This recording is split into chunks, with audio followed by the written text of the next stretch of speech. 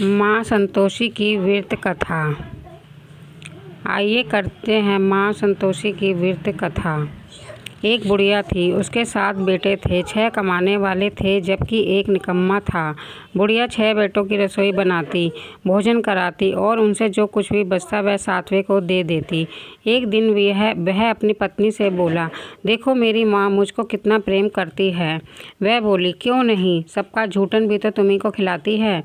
वह बोला, ऐसा नहीं हो सकता, मैं जब तक आँखों से ना देख लूँ मान नहीं सकता।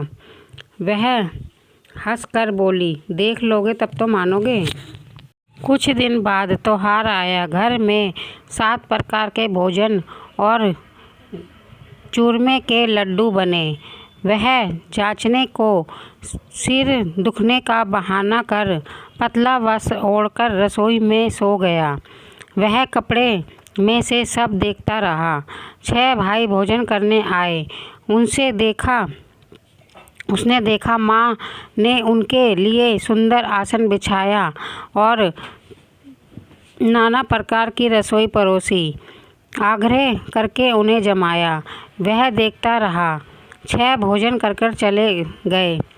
करके उठे तब माँ ने उनकी झूठी थालियों में से लड्डुओं के चूरमे को उठाकर लड्डू बना दिया। झूठन साफ कर बुढ़िया ने माँ ने उसे पुकारा, बेटा 6 भाई भोजन कर गए, अब तू ही बाकी है, उठ भोजन कर ले। वह कहने लगा, माँ मुझे भोजन नहीं करना, मैं अब परदेस जा रहा हूँ। माँ ने कहा, कल जाता हो तो आज चला जा। वह बोला, हाँ आज ही जा रहा हूँ। यह कहकर वह घर से निकल गया। 7वें बेटे परदेस चला गया। चलते समय पत्नी की याद आई। वह गौशाला में कंडे उपले थोप रही थी। वहाँ जाकर बोला, हम जावे परदेस, आवेंगे कुछ काल, तुम रहियो संतोष से धर्म अपनो पाल। वह बोली, जाओ पिया आनंद से, हमरो सोच हटाए, राम भरोसे हाथ रहे ईश्वर तुम्हें सहाय। 2 निशानी आपन देखूं मैं धीर, सुधी मति हमारी विसरइयो रखियो मन गंभीर। वह बोला, मेरे पास तो कुछ भी नहीं है, यह अंगूठी है सो ले लो और अपनी कुछ निशानी मुझे दे दो। वह बोली, मेरे पास क्या है, यह गोबर भरा हाथ है। यह कहकर उसकी पीठ पर वह गोबर से भरा हाथ थाप दिया। वह यही निशानी लेकर चल दिया। चलते चलते देर वह दूसरे देश पहुंच गया। परदेस में नौकरी। वहाँ एक साहूकार की दुकान थी। वहाँ जाकर कहने लगा, भाई मुझे नौकरी पर रख लो। साहूकार को ज़रूरत थी। वह बोला, रह जा। लड़के ने पूछा, तनख्वाह क्या दोगे? साहूकार ने कहा, काम काज देख कर दूंगा। साहूकार की नौकरी मिली। वह सुबह 7 बजे से लेकर रात को 10 बजे तक नौकरी करता और नेल कुछ दिनों में ही मेदू का नकार, सारा लेन देन, हिसाब किताब, ग्राहकों को माल देना बेचना सब कुछ करने लगा। साहूकार के 7-8 नौकर थे। वह सब चक्कर खाने लगे। यह तो बहुत होशियार बन गया, सेठ ने भी सारा काम इसी को दे दिया है और 2-3 महीने में ही आधे मुनाफे का हिस्सेदार बना लिया। वह कुछ वर्ष में ही नामी सेठ बन गया और मालिक सारा कारोबार उस पर छोड़कर चला गया। उधर उसकी पत्नी को सास ससुर दुख देने लगे।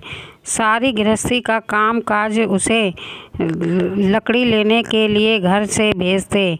इसी बीच के आटे से जो भूसी निकलती उसकी रोटी बनाकर रख दी जाती। फूटे नारियल की नरेली में पानी। एक दिन वह लकड़ी ले जा रही थी। रास्ते में बहुत सी स्त्रियां संतोषी माता का व्रत करती दिखाई दी। वह बड़ी खड़ी होकर कथा सुनने लगी। और पूछा, बहनों तुम किस देवता का व्रत करती हो और उसके करने से क्या लाभ मिलता है? यदि तुम इस पर विधान मुझे समझा कर कहोगे तो मैं भी तुम्हारा बड़ा एहसान मानूंगी। तब उनमें से एक स्त्री बोली, सुनो, यह संतोषी माता का व्रत है। इसके करने से निर्धनता दरिद्रता का नाश होता है और जो कुछ मन में कामना हो वह संतोषी माता की कृपा से पूर्ण होती है। तब उसने उससे व्रत की विधि पूछी। संतोषी माता व्रत विधि। एक भक्तनी स्त्री बोली कि 1.25 आने का गुड़ लेना, इच्छा हो तो 5.25 का लेना। अपनी सहूलत के हिसाब से तुम बिना परेशानी के श्रद्धा और प्रेम से जितना हो सके उतना सवाया लेना। प्रत्येक शुक्रवार को निहार रहकर कथा सुनना। इसके बीच कर्म टूटना नहीं चाहिए। लगातार नियम पालन करना। सुनने वाला कोई ना मिले तो घी का दीपक जलाकर उसके आगे जल के पात्र रखकर कथा कहना। जब कार्य सिद्ध ना हो नियम का पालन करना और कार्य सिद्ध हो जाने पर व्रत का उद्यापन करना। 3 मास में माता फल पूरा करती है। यदि किसी के ग्रह खोटे भी हों तब भी माता वर्ष भर में कार्य सिद्ध करती है। फल सिद्ध होने पर उद्यापन करना, बीच में नहीं। उद्यापन में 2.5 सेर आटे का खाजा तथा इसी परिणाम में खीर और चने का साग बनाना। 8 लड़कों को भोजन कराना। जहाँ तक मिले देवर जेठ भाई बंधु के हों, ना मिले तो रिश्तेदारों और पास पड़ोसियों को बुलाना। उन्हें भोजन का यह शक्ति दक्षिणा दे माता का नियम पूरा करना। उस दिन घर में खटाई ना खाना। यह सुन बुढ़िया के लड़के की बहू चल दी। रास्ते में लकड़ी के बोझ को बेच दिया और उन पैसों से गुड़ चने से माता का व्रत की तैयारी करके आगे चली और सामने मंदिर देखकर पूछने लगी, यह मंदिर किस का है? सब कहने लगे, संतोषी माता का मंदिर है। यह सुनकर माता के मंदिर में जाकर चरणों में लौटने लगी। दीन हो विनती करने लगी, माँ मैं निपट अज्ञानी हूँ, व्रत के कुछ भी नियम नहीं जानती हूँ, मैं दुखी हूँ। हे माता जगत जननी, मेरा दुख दूर करो, मैं तेरी शरण में हूँ।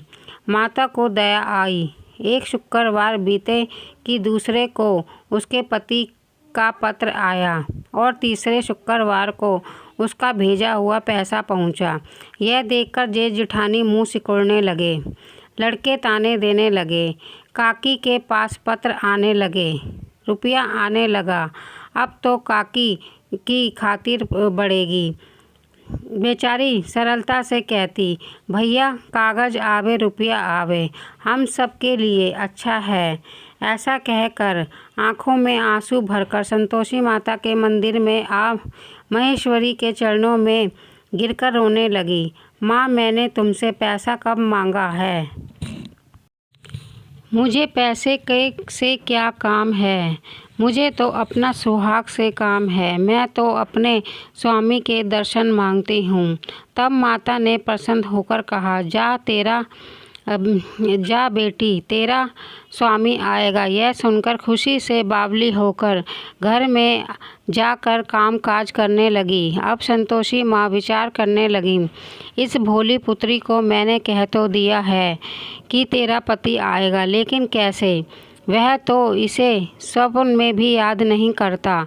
उसे याद दिलाने को मुझे ही जाना पड़ेगा। इस तरह माता जी ने उस बुढ़िया के बेटे के पास जाकर सपने में प्रकट होकर कहने लगी, साहूकार के बेटे सो रहा है या जागता है? वह कहने लगा, माता सोता भी नहीं हूँ जागता भी नहीं हूँ, कहो क्या आज्ञा है? माँ कहने लगी, तेरे घर बार कुछ है कि नहीं? वह बोला, मेरे पास सब कुछ है, माँ बाप बहू है, क्या कमी है? माँ बोली, भोले पुत्र, तेरी बहू घोर कष्ट उठा रही है। तेरे माँ बाप उसे बड़ी परेशानी दे रहे हैं। तेरे लिए तरस रही है, तू उसकी सुध ले। वह बोला, हाँ माता जी, मुझे मालूम है, परंतु जाऊं कैसे? परदेश की बात है, लेन देन का कोई हिसाब किताब है नहीं, जाने का कोई रास्ता नज़र नहीं आता, कैसे चला जाऊं? माँ कहने लगी, मेरी बात मान, सवेरे नहा धोकर संतोषी माता का नाम ले, घी का दीपक जला, दंडवृत्त दुकान पर जा बैठ, देखते देखते सारा लेन देन चुक जाएगा, जमा का माल बिक जाएगा। सांझ होते होते धन का भारी ढेर लग जाएगा। अब बूढ़े की बात मानकर वह नहा धोकर संतोषी माता को दंडवत घी का दीपक जला दुकान पर बैठ जा। थोड़ी देर में लेन देन वाले रुपया लाने लगे, लेने वाले हिसाब लेने लगे। कोठे में भरे सामान को खरीदार नगद दामों से सौदा करने लगे। शाम तक धन का भारी ढेर लग गया। मन की बात माता का नाम ले, चमत्कार देख प्रसन्न हो घर में जाने के वास्ते गहना कपड़ा सामान खरीदने लगा। यहाँ कम से काम निपटाकर तुरंत घर को रवाना हुआ। उधर उसकी पत्नी जंगल में लकड़ी लेने जाती, लौटते वक्त माताजी के मंदिर में विश्राम करती। वह तो उसके प्रतिदिन रुकने का जो स्थान ठहरा।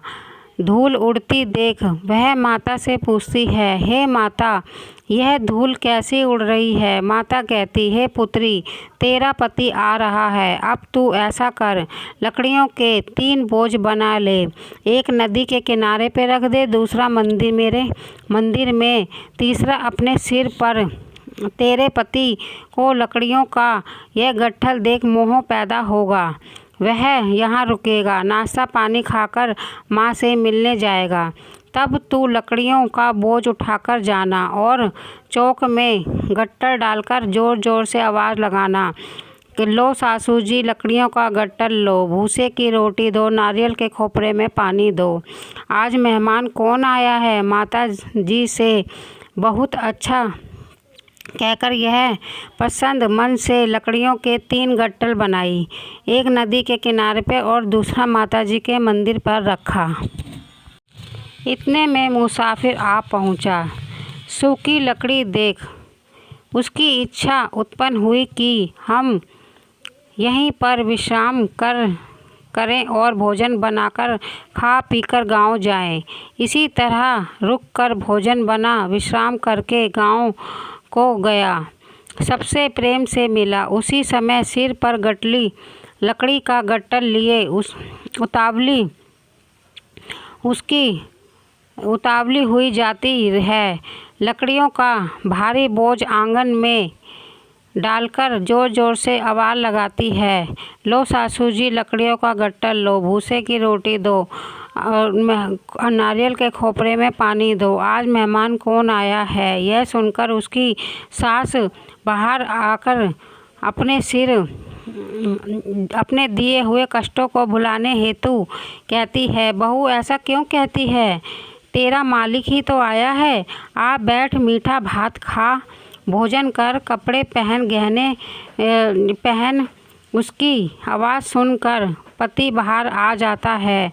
अंगूठी देख व्याकुल हो जाता है। माँ से पूछता है, माँ यह कौन है?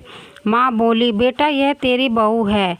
जब से तू गया है तब से सारे गांव में भटकती फिरती है, घर का कामकाज कुछ करती नहीं, 4 पहर आकर खा जाती है।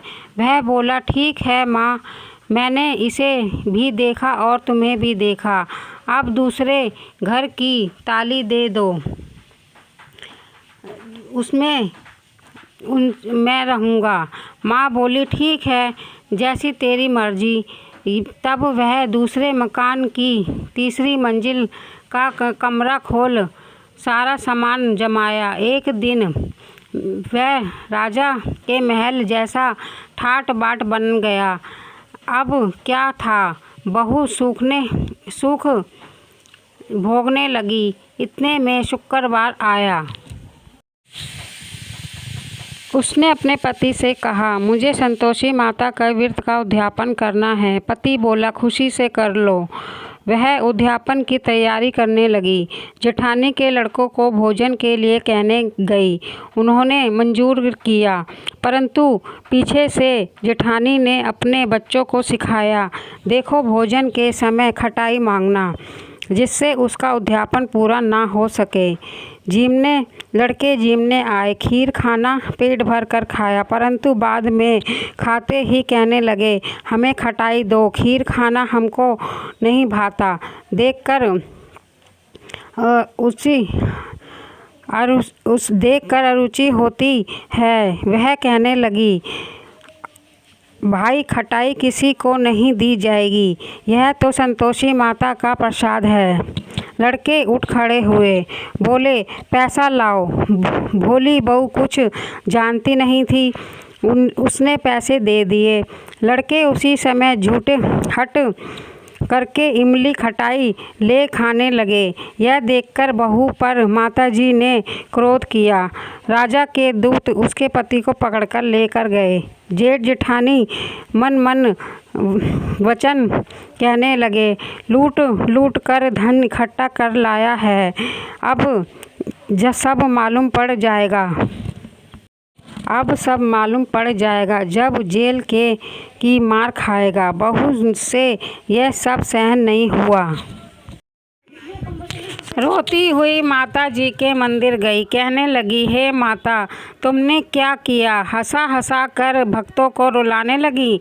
माता बोली, बेटी तूने उद्यापन करके मेरा व्रत भंग किया है। वह कहने लगी, माता मैंने कुछ अपराध किया है? मैंने तो भूल से लड़कों को पैसे दे दिए थे, मुझे क्षमा कर दो, मैं फिर तुम्हारा उद्यापन करूँगी। माँ बोली, अब भूल मत करना। वह कहती है, अब भूल नहीं होगी। अब बतलाओ वह कैसे आवेंगे? माँ बोली, जा पुत्री, तेरा पति तुझे रास्ते में आता मिलेगा। वह निकली, राह में पति आता मिला। वहाँ पूछी, कहाँ गए थे? वह कहने लगा, इतना धन जो कमाया है उसका टैक्स राजा ने मांगा था, वह भरने गया था। वह प्रसन्न हो बोली, भला हुआ, अब घर चलो। कुछ दिन बाद फिर शुक्रवार आया। वह बोली, मुझे फिर माता का उद्यापन करना है। पति ने कहा, करो बहू। फिर जेठ के लड़कों को भोजन को कहने गई। जेठानी ने एक दो बातें सुनाई और सब लड़कों को सिखाने लगी, तुम सब पहले की तरह खटाई मांगना। लड़के भोजन से पहले कहने लगे, हमें खीर नहीं खाना, हमारा जी बिगड़ता है, कुछ खटाई खाने को दो। तो वह बोली, खटाई किसी को नहीं मिलेगी, आना हो तो आओ। तो वह ब्राह्मण के लड़कों को लाकर भोजन कराने लगी। यथाशक्ति दक्षिणा की जगह एक एक केले का फल दिया। संतोषी माता प्रसन्न हुई। माता की कृपा होते ही 9वें महीने में उसके घर चंद्रमा के समान पुत्र पैदा हुआ। पुत्र को पाकर प्रतिदिन माता जी के मंदिर को जाने लगी। माँ ने सोचा, यह रोज़ यहाँ पर आती है, आज क्यों ना मैं इसके घर चलूँ। यह विचार कर माता ने भयंकर रूप बनाया। गुड़ चने से सना मुख, ऊपर सूंड के समान ओठ, उस पर मक्खियाँ भिनभिना रही थीं।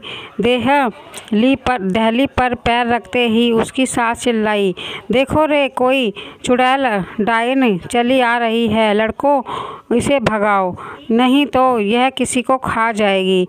लड़के भागने लगे, चिल्लाकर खिड़की बंद करने लगे। बहू रोशनदान से देख रही थी। प्रसन्नता से पगली बन चिल्लाने लगी, आज मेरी माताजी मेरे घर आई हैं।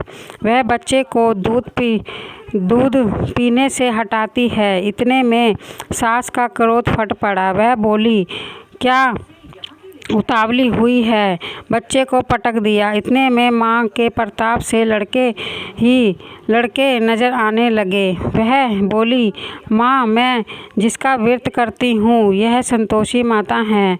सबने माता जी के चरण पकड़ लिए और विनती कहने लगे, हे माता, हम मूर्ख अज्ञानी हैं, तुम्हारे व्रत की विधि हम नहीं जानते। व्रत भंग कर हमने बड़ा अपराध किया है। हे जग माता, आप हमारा अपराध क्षमा करो। इस प्रकार माता प्रसन्न हुई। बहू को प्रसन्न हो जैसा फल दिया वैसा सब माता सबको दे। जो पढ़े मनोरथ पूर्ण हो। बोलो संतोषी माता की जय। आपको मेरी कथा कैसी लगी?